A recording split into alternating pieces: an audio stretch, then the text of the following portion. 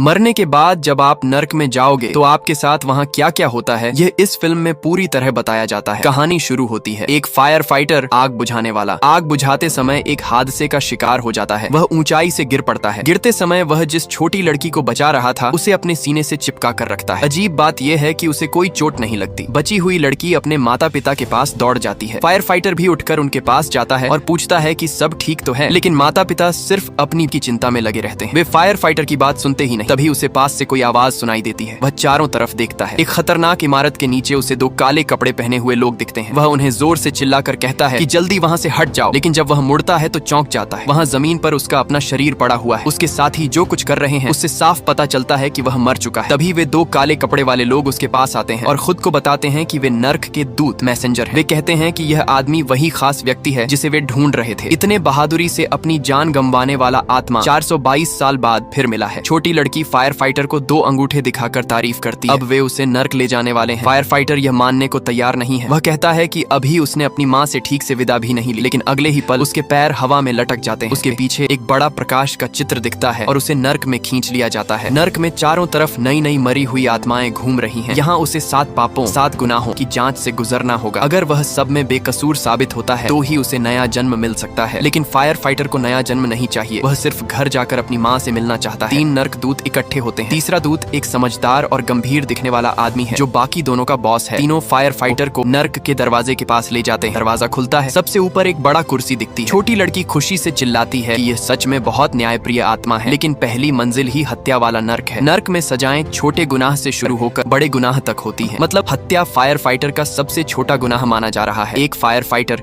जो रोज लोगों की जान बचाता है उसे हत्या का आरोप लगाया जाता है। फायर फाइटर कहता है कि उसने कभी किसी को मारा नहीं, लेकिन दूत समझाते हैं कि अगर तुम्हारी बातों, हरकतों या सोशल मीडिया की हिंसा से किसी की मौत हो जाए तो वह भी हत्या का गुनाह माना जाएगा। अचानक फायर फाइटर के पैरों के नीचे का पत्थर फट जाता है और लावा का ज्वालामुखी बन जाता है। नीचे देखने पर अनगिनत आत्माएं जल रही हैं। वे सब जिंदगी में हत्या जैसे पाप करके आए हैं। फायर फाइटर दया आकर किसी को बचाने की कोशिश करता है, लेकिन जैसे ही वह किसी का हाथ पकड़कर ऊपर खींचता है एक भयंकर चेहरा वाला व्यक्ति उसे डांटता है। वह हत्या वाले नर्क का राजा दावांग है। दावांग पूछता है कि एक आग बुझाने वाले काम में तुमने अपने साथी को बचाने क्यों छोड़ दिया, जिसकी वजह से वह मर गया। फायर फाइटर शर्म से कुछ बोल नहीं पाता। 2 जज मिलकर उसे डरपोक और अपनी जान बचाने वाला बताते हैं और सजा देने की तैयारी करते हैं। तभी फायर फाइटर की तरफ से बचाव करने वाला नर्क दूत आगे आता है। वह सच्चाई बताता है। उस वक्त इमारत गिरने वाली थी। साथी ने खुद कहा था कि पहले तुम अंदर जाकर लोगों को बचा लो, फिर मुझे बचाना। उस दिन फायर फाइटर ने 8 लोगों को बचाया था। जब वह साथी को बचाने गया तो इमारत गिर गई। सब सुनकर दावांग फैसला सुनाता है कि फायर फाइटर बेकसूर है। नर्क की यह सुनवाई फायर फाइटर के दिल से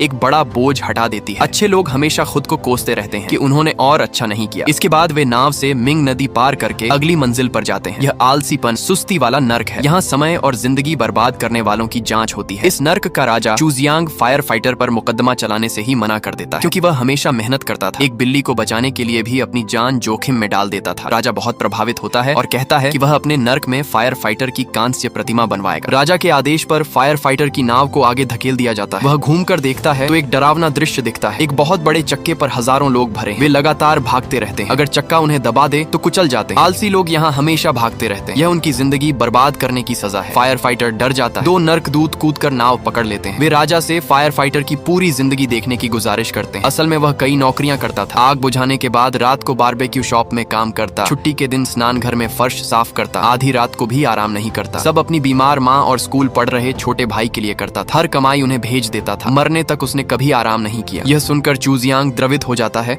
और फायर फाइटर को बेकसूर घोषित कर देता है। फिर वे तीसरी मंजिल की ओर जाते हैं। रास्ते में बहुत सारी गुस्साई हुई आत्माएं, अन्याय से मरे लोग आ जाती हैं। 2 दूत हथियार निकालकर फायर फाइटर की रक्षा करते हैं। आत्माओं को मारते समय वे बताते हैं कि तुम्हारा कोई रिश्तेदार दुनिया में अन्याय से मरा है, उसी की वजह से यहाँ बवाल हो रहा है। फायर फाइटर घबरा जाता है और सबसे पहले अपनी कमजोर माँ का ख्याल आता है। किसी तरह आत्माओं से बचकर निकलते हैं। मुख्य दूत दुनिया में जाकर पता लगाने जाता है कि कौन अन्याय से मरा है। वह फायर फाइटर के घर जाता है। वहाँ माँ को जीवित देखता है। माँ बोल नहीं सकती, इशारों से पूछती है कि तुम कौन हो। दूत आंसू बहाकर झूठ बोलता है कि वह फायर फाइटर द्वारा बचाया गया व्यक्ति है। माँ की आंखें नम हो जाती हैं। वह दूत को गले लगा लेती है। वहाँ पता चलता है कि अन्याय से मरा हुआ फायर फाइटर का छोटा भाई है। भाई की आत्मा दूत को देखकर भाग जाती है। दूत पीछा करता है। भाई की मौत का राज पता चलता है। सेना में ड्यूटी के दौरान एक नए सिपाही की बंदूक अनायास चल गई। भाई घायल हो गया, लेकिन मिडिल लेफ्टिनेंट मीडियम अधिकारी ने अपनी तरक्की बचाने के लिए भाई को जिंदा ही दफन करवा दिया। भाई एक दिन तक जमीन के नीचे जिंदा रहा और मरकर बदला लेने वाली आत्मा बन गया। अधिकारी अधिकारी ने झूठ बोला कि भाई भाग गया। डिजर्टर। नया सिपाही डर और अपराध बोध में जी रहा था। दूत ने सब देखा। आखिरकार नया सिपाही माँ के पास जाकर सच बताने और खुद को फांसी लगाने जाता है। भाई की आत्मा अंत में नया सिपाही को बचाने की गुजारिश करती है और कहती है कि अब वह उसे माफ कर चुका है। भाई की नाराजगी शांत हो जाती है। दूसरी तरफ फायर फाइटर ने झूठ, अन्याय और विश्वासघात वाले नर्क पार कर ली, लेकिन हिंसा वाले नर्क में समस्या आ गई। स्कूल के समय उसने छोटे भाई को बिना वजह पीटा था। भाई बहुत कमजोर और कुपोषित था। पीटने के बाद वह घर छोड़कर चला गया था, इसलिए भाई ने कभी माफ नहीं किया। इस नर्क का राजा उसे दोषी ठहराता है। सजा देने वाला होता है तो बाकी दो दूत मदद मांगते हैं। मुख्य दूत भाई के शव के मामले में व्यस्त। वह कहता है कि आखिरी नर्क के साथ मिलाकर एक साथ सुनवाई करो, लेकिन अगर असफल हुए तो दोनों नर्क की सजा मिलेगी और हमेशा के लिए नर्क में रहना पड़ेगा। माँ को पता चलता है कि बेटा भागने वाला नहीं था। वह सेना छावनी में जाती है। अधिकारी माँ को धक्का देकर गिरा देता है। भाई यह देखकर फिर से गुस्से वाली आत्मा बन जाता है। वह बहुत बड़ा होकर अधिकारी पर हमला करता है। दूसरी तरफ नर्क में भी तूफान आ जाता है। फायर फाइटर रेत में फंस कर दबने लगता है। बड़े भाई को देखकर चौंक जाता है। दूत उस वक्त उसे पकड़ लेता है। आखिरकार वे अंतिम नर्क, परिवार संबंधी नर्क पहुंचते हैं। यहाँ फायर फाइटर का सबसे बड़ा गुनाह था परिवार को चोट पहुंचाना। यहाँ यमराज खुद फैसला सुनाते हैं। फायर फाइटर को बोलने का मौका भी नहीं देते। उस रात उसने माँ को भी मारने की कोशिश की क्योंकि दोनों बच्चे परिवार नहीं चला सकते। भाई ने रोकर रोका था। माँ को सब पता था, लेकिन जब भाई माँ के सपने में जाता है और माँ से कहता है कि वह बड़े भाई को माफ कर दे, तो माँ बोलती है कि उसने कभी भाई को दोष नहीं दिया, सब गलती अपनी मानती। माँ और छोटे बेटे का गले मिलना देखकर सब भावुक हो जाते हैं। फायर फाइटर माँ के पास दौड़कर गिर पड़ता है। माँ ने माफ कर दिया तो नर्क उसे सजा नहीं दे सकता। आखिर में फायर फाइटर को नया जन्म मिल जाता है। अपनी जिंदगी में हम परिवार को बेहतर जीवन देने के चक्कर में बहुत मेहनत करते हैं, लेकिन भूल जाते हैं कि उन्हें सबसे ज्यादा जरूरत हमारा साथ और वक्त की होती है। अगर आपके पास मौका है तो अपने परिवार को समय दो और हमारे चैनल को लाइक और सब्सक्राइब करना ना भूले।